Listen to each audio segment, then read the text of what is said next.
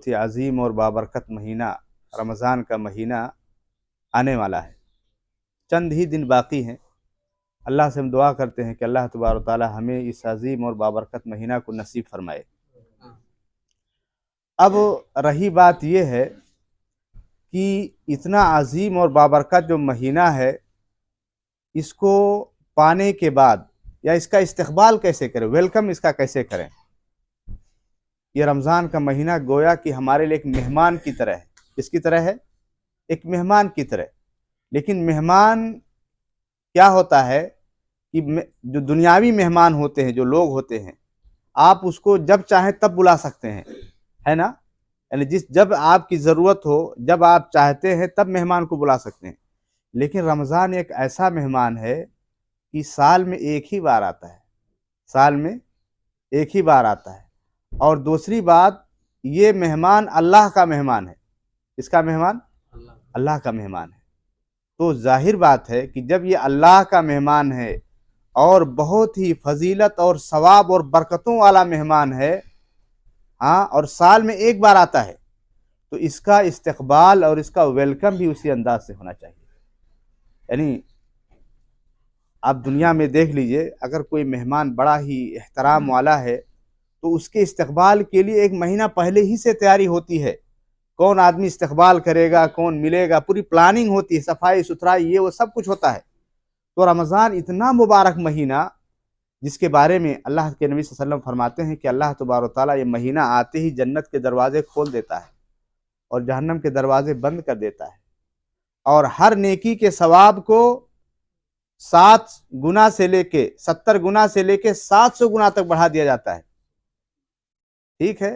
اور اللہ تعالیٰ نے جو رمضان آنے والا ہے، اس میں ایک ایسی رات رکھی ہے کہ اگر کوئی اس رات اللہ کی عبادت کرتے ہوئے پا گیا اس رات کو، تو 1000 مہینے کی عبادت سے بہتر ہے۔ یعنی انسان 1000 مہینے عبادت کرے پھر بھی اتنا ثواب نہیں پا سکتا جتنا کہ اس ایک رات کے پانے کی وجہ سے پالے گا۔ تو یہ بہت عظیم بابرکت مہینہ ہے۔ تو اس کے استقبال کے لیے سب سے پہلے ہمیں 2 چیزوں پہ غور کرنا چاہیے۔ ایک چیز یہ ہے کہ ہمارے دل کے اندر اس مہینے کے تعلق سے محبت ہو۔ کیا ہو؟ محبت ہو۔ اس کی عظمت اور برکت کے تعلق سے ہمارے اندر احساس ہو، اور اس بات کا احساس ہو کہ یہ اللہ کی طرف سے ہمارے لیے ایک چانس اور ایک نعمت ہے۔ بہت سارے ہمارے بھائی ایسے بھی دنیا میں یہاں تھے، پچھلے سال وہ آپ کے ساتھ اٹھتے بیٹھتے بات چیت کرتے رہے، اس سال نہیں ہے، وہ ہیں اس سال نہیں ہے۔ ہمارے بہت سارے بزرگ رشتہ دار جو پچھلے رمضان کو روزہ رکھے، لیکن اس رمضان میں وہ ہمارے پاس دنیا کو سے چلے گئے، اللہ کو پیارے ہو گئے۔ تو ہمیں اس نعمت کا احساس ہونا چاہیے۔ اسی طرح سے ہمیں اس نعمت کا احساس ہونا چاہیے کہ اللہ نے ہمیں ٹھیک ٹھاک بنایا، تندرست اور توانا بنایا۔ ہمارے کچھ بھائی ایسے ہیں جو پچھلے رمضان میں خوب تندرست اور توانے کی حالت میں رمضان کے روزے رکھ کے ثوابوں کو کمایا، لیکن اس سال وہ بیمار ہو گئے۔ کیا کہتے ہیں؟ ویلکم کہتے ہیں۔ تو سب سے پہلی بات یہ ہے کہ ہمیں رمضان کو ویلکم کہنا ہے، خوش آمدید کہنا ہے، خوش ہونا ہے۔ دوسری بات یہ ہے کہ رمضان کا چاند دیکھتے ہی ہمیں دعا کرنا ہے۔ کیا کرنا ہے؟ دعا کرنا، اللہم احلہ علینا بالامن والایمان والسلامت والاسلام والتوفیق لما تحبہ ترضى ربی وربک اللہ۔ یہ دعا کرنا ہے، یعنی سلامتی کی دعا کرنا ہے کہ اللہ اس مہینے کو ہمارے لیے سلامتی، امن والا، رحمتوں اور برکتوں والا بنا کے نازل فرما۔ دعا کرنا، ٹھیک؟ 2 ہو گئے۔ تیسری بات یہ ہے کہ ہم سب جانتے ہیں کہ شیطان ہمارے چاروں طرف سے ہمیں گھیرا ہوا ہے نا؟ چاروں طرف سے۔ کیا نام ہے آپ کا؟ حسن بھائی، میں نام بھول رہا تھا اس لیے پوچھا آپ کو۔ مانے شیطان جو ہے چاروں طرف سے ہمیں گھیرے ہوئے ہے نا۔ شیطان کہہ رہا ہے یہ غلط، یہ غلط، یہ غلط، یعنی غلطی ہی کرانے کے لیے حکم دے رہا ہے۔ تو ہمیں غلطی سے بچنے کے لیے ضروری ہے کہ ہم اللہ سے مدد طلب کریں۔ میرے بھائی، آپ جو نماز پڑھنے آئے نا، اس میں آپ کی خوبی نہیں ہے، اس میں اللہ کی خوبی ہے کہ اللہ نے آپ کو توفیق دیا تب ٹھنڈی میں روم سے یہاں آئے آپ۔ اگر اللہ آپ کی مدد نہ کرتا، توفیق نہ دیتا، تو آپ بھی سگریٹ پیتے، ٹی وی دیکھتے بیٹھ موبائل میں بات کرتے۔ تو کس کی خوبی ہے؟ اللہ کی۔ اس لیے ہمیں اللہ سے مدد طلب کرنی چاہیے۔ رمضان آنے سے پہلے آپ اللہ سے مدد طلب کیجئے کہ اللہ تیرا بابرکت مہینہ آ رہا ہے، اس مہینے میں جو برکت ہے، جو ثواب ہے، جو خیر ہے، بھلائی ہے، اس کو حاصل کرنے میں تم میری مدد کرنا۔ کیا کرنا؟ مدد کرنا۔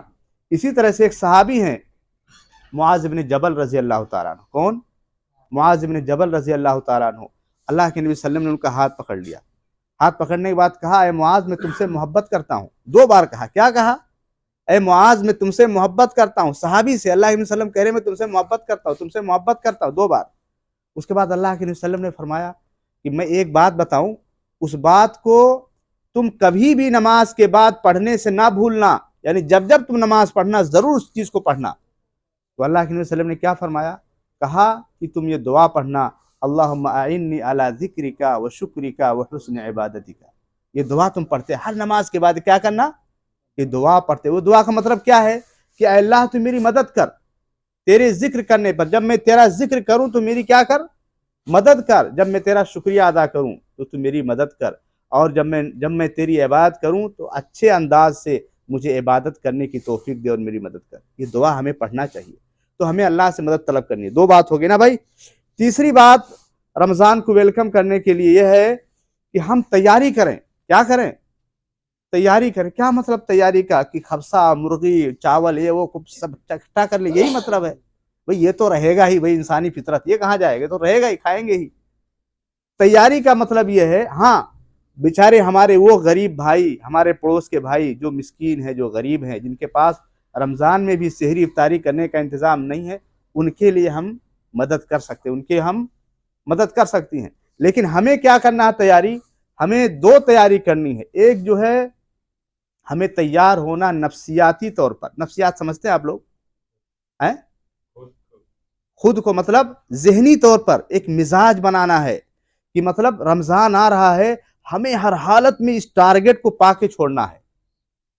ہمیں کیا کرنا؟ ہر حالت میں اس کے ثواب کو لے کر ہی چھوڑنا ہے. ہمیں جانے نہیں دینا، ہمیں لے کر ہی ہے. ہمیں اس میں عبادت کرنا ہی ہے، ہمیں ثواب حاصل کر.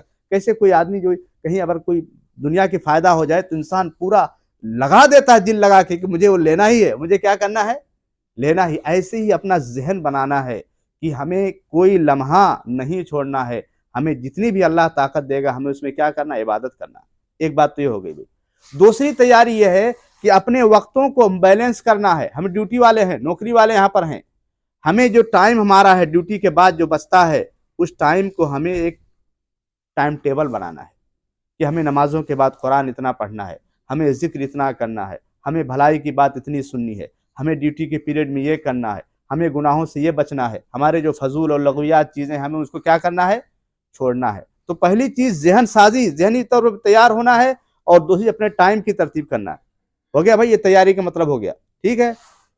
چوتھی چیز یہ ہے کہ ہمیں رمضان کے مسائل کو بھی جاننا چاہیے. ظاہر بات آپ مسائل نہیں جانیں گے تو کیسے روزہ رہیں گے؟ مسائل کو بھی جاننا ہے. اور 5ویں سب سے اہم چیز یہ ہے کہ اپنے نفس کا حساب کرنا ہے. کیا کرنا ہے؟ حساب. یعنی اب تک اپنے گویا کہ اپنے آپ کو آپ اللہ کے سامنے رکھ کر کے یہ محسوس کریں، سوچیں کہ ہم سے کون سے گناہ ہو رہے ہیں، ہم سے کون سی غلطی ہو رہی ہے، ہم سے کون سی کمی ہو رہی ہے. سوچ کر کے اللہ سے توبہ کریں. کیا کریں؟ اللہ سے. تو جیسے آپ شیشے کے سامنے ہوتے ہیں نا، شیشے کو دیکھ کر میرے جسم میں کہاں، منہ میں کہاں گڑبڑی آپ صحیح کرتے ہیں، ایسے اپنے آپ اللہ کے حضور کیجئے اور اپنی کمیوں کو آپ نظر رکھیے کہ ہم سے کہاں کمی ہو رہی ہے. اللہ سے کیا کریں؟ رمضان آنے سے پہلے کیا کر لیں؟ توبہ کر لیں. اب بھائی میں 1 منٹ اور لینا چاہتا ہوں. بھائی توبہ، مثال کے طور پر مجھے توبہ کرنا، کیسے میں توبہ کروں گا؟ پتہ آپ لوگوں کو توبہ کرنے کا طریقہ؟ ہاں جی صاحب پتہ ہے؟ کیسے توبہ کریں گے؟ یعنی مثال کے طور پر میں توبہ کرنا چاہتا ہوں، حسن بھائی کیسے میں توبہ کروں گا؟ بتائیے. غلطی تو ہر انسان سے ہوتی ہے، چاہے کوئی مولوی ہو، عالم ہو، کوئی بھی ہو. نبی معصوم الخطا تھے، لیکن اور سارے انسان تو غلطی ہوتی ہے نا. تو کیسے توبہ کرے گا؟ پتہ ہے؟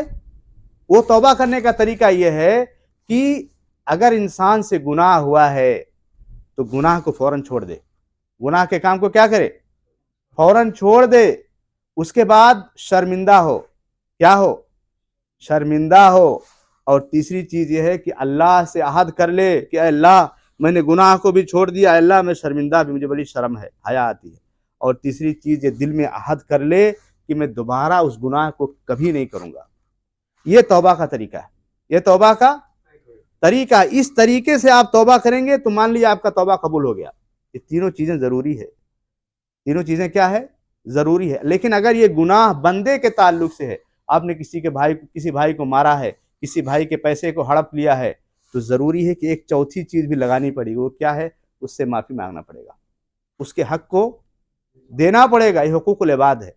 اور پانچویں چیز یہ ہے توبہ کے سلسلے میں، انسان مرنے سے پہلے توبہ کر لے، یعنی غرغرے کیا بولتے ہیں اس کو، جب جان نکلنے والی ہوتی ہے، سانس ختم ٹوٹنے والی ہوتی ہے، اگر انسان ایسے وقت توبہ کرتا تو اس کی توبہ قبول، اس سے پہلے توبہ کرے، اس سے پہلے توبہ کرے۔ تو توبہ کرنا ہمارے لیے کیا ہے؟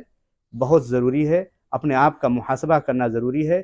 اسی طرح سے رمضان سے پہلے صحابہ کرام کا طریقہ تھا، جیسا کہ عبداللہ بن مسعود رضی اللہ تعالیٰ عنہ کہتے ہیں کہ کوئی بھی صحابی ایسا نہیں ہوتا تھا کہ رمضان آ جائے اور اس کے دل میں اپنے بھائی کے تعلق سے کوئی کینہ ہو، کوئی جلن اور کوئی حسد اور کوئی کپٹ ہو، ان کے اپنے دل کو کیا کر لیتے تھے؟ وہ صاف ستھرا کر لیتے تھے۔ تو ہمیں بھی چاہیے کہ رمضان آنے سے پہلے پہلے اپنے دل کی ہم کیا کر لیں؟ صفائی کر لیں۔ یہ تھی چند باتیں جو میں نے آپ کے سامنے بیان کیا۔